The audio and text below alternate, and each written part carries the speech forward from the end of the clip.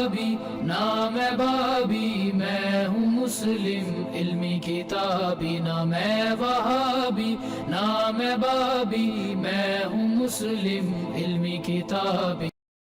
Next علی بھائی ہمارے ساتھ سید ابو عماد بھائی ہیں جی۔ السلام علیکم بھائی، کہاں سے ہیں آپ؟ سوال کریں، لائیو ہیں۔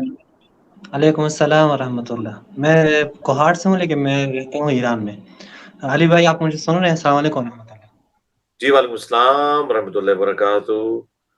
جی علی عماد بھائی سلامت رہیں۔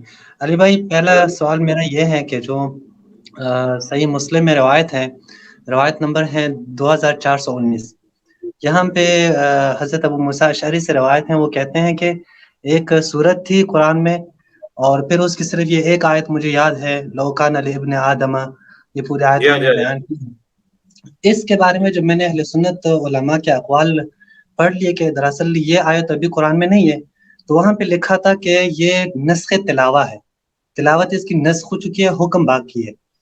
اب ظاہر جب قرآن کی طرف جاتے ہیں، قرآن میں آیت ہے ما ننسخ من آیت او ننسها نأتی بخیر منها او مثلها، تو اب وہ ناسخ آیت کہاں ہے؟ ظاہراً ناسخ آیت ہونی چاہیے تو ایک آیت منسوخ ہوگی۔ تو یہ تو میرا پہلا کوشچن ہے، اگر آپ مجھے اس کا جواب دیں۔ جی، اس کا جواب انہی روایتوں کے، یہ ایک روایت نہیں ہے جو آپ پیش کر رہے ہیں، میں اس کے اوپر کافی تفصیلی گفتگو ایک لائیو سیشن کے اندر کر چکا ہوں۔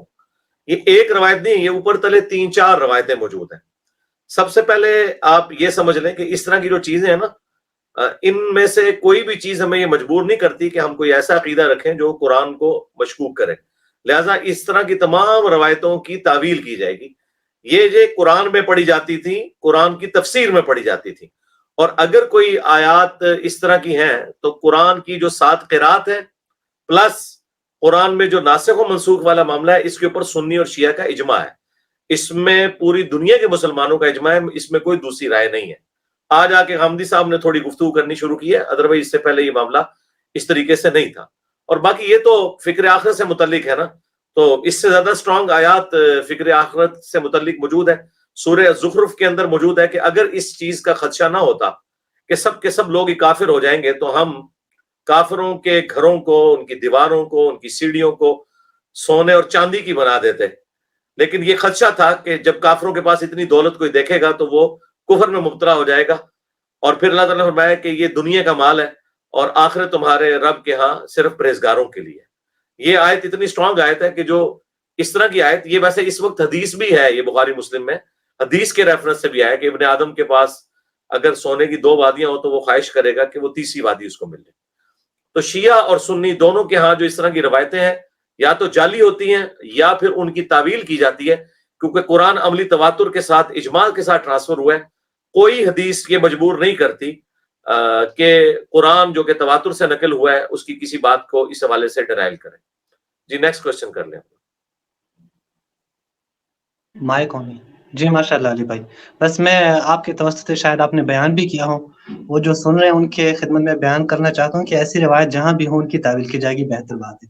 اب دوسرا جو آپ میری ایک ویڈیو دیکھیں، کیا شیعہ کافر ہے، ایک یہ ویڈیو ہے، اور سنی شیعہ کا قرآن پر اجماع، اس میں نے اس طرح کی جتنی روایتیں ہیں ان کے حوالے سے ڈسکشن کی ہے، اور سنی جو ہیں وہ شیعہ کی کتابوں سے اس طرح کی روایتیں پیش کر کے تو وہ کہتے ہیں کہ جی شیعہ جو ہے قرآن کو غیر محفوظ مانتے ہیں، اور شیعہ سنیوں کی کتابوں سے اس طرح کی روایتیں پیش کر کے وہ کہتے ہیں کہ جی سنی جو ہے وہ قرآن کو غیر محفوظ مانتے ہیں۔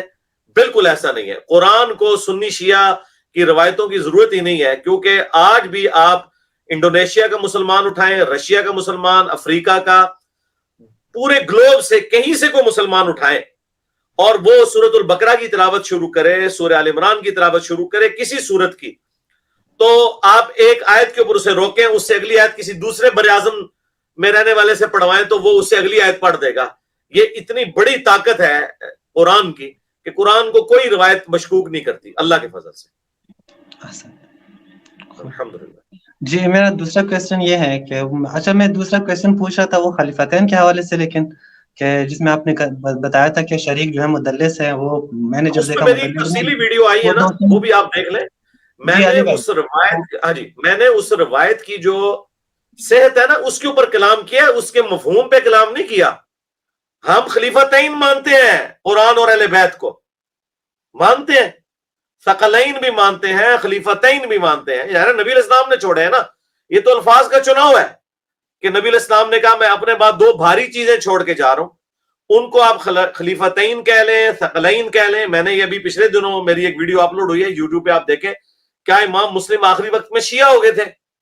تو میں نے امام مسلم کی صحیح مسلم سے غدیر خون کی 4 حدیثیں بیان کی ہیں, قرآن اور اہل البیت والی, اور اس میں نے یہ جو مسند احمد کی روایت ہے نا, جس پہ میرے سکم کا اظہار کیا تھا شریک القاضی کی تدلیس کی وجہ سے, اور شریک القاضی کی تدلیس کو تو میں مانتا ہوں, لیکن اکثر اہل سنت تو ان کو بڑی مشکل سے ہی ایک سکہ راوی ماننے کے لیے تیار ہے, ان کے اوپر جرا بھی بہت کی ہوئی ہے اہل سنت نے. تو میں کہتا ہوں کہ جی وہ اس چکر میں پڑھتا ہی نہیں ہوں.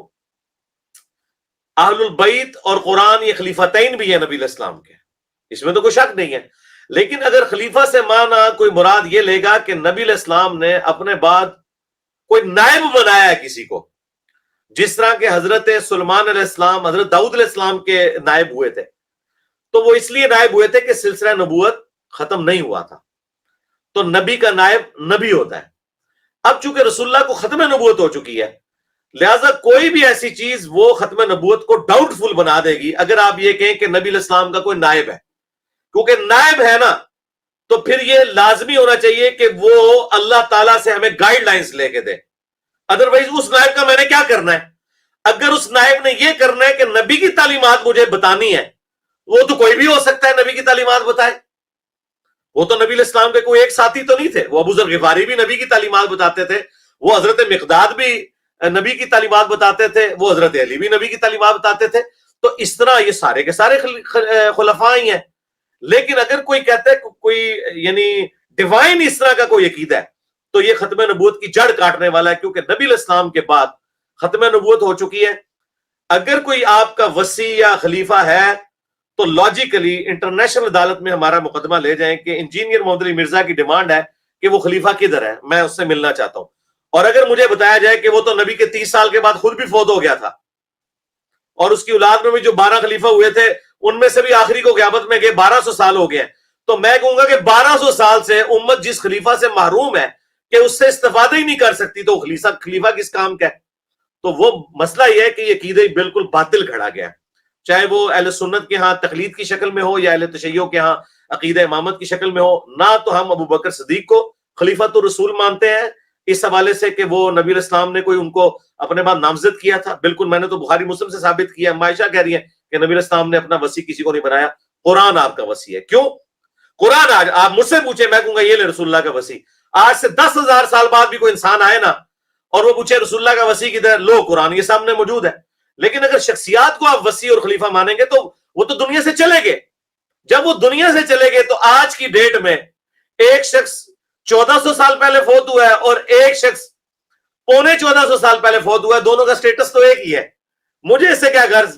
میرے لیے تو ابو بکر بھی فوت ہو گئے, میرے لیے تو علی بھی فوت ہو گئے, میرے تو نبی بھی فوت ہو چکے, تو مجھے تو کسی سے کوئی غرض نہیں ہے کیونکہ میرے سامنے نہیں نا موجود. ہاں تعلیمات ٹیچنگز وہ موجود ہے اور وہ ہے قرآن. ٹھیک ہو گیا, یہ ہمارا عقیدہ ہے. جی جی جی اسپیکر آن کریں مائک. جی میں بتا رہا تھا کہ یہ سوال کی اجازت مجھے نہیں ہے, لیکن اچھا ہوا آپ نے بیان کیا. میرا دوسرا سوال ہے, اینڈ پہ آپ نے اس سے دوسرا نہیں تیسرا ہو گیا, 2 ہو چکے ہیں, تیسرا کر لیں چلیں. اچھا جو تیسرا نہیں کرنا, 2 ہی کر رہے ہیں. آپ پاکستان آئے تو انشاءاللہ بیٹھ کے بات کریں گے انشاءاللہ. چلیں ٹھیک ہے انشاءاللہ. السلام علیکم. میری وصیت آپ کے لیے صرف یہی ہے, قرآن کے اوپر کوئی عقیدہ جس کی جڑ قرآن میں موجود نہیں ہے, انیمبیگوس, ضرب تقسیم لگا کے نہیں.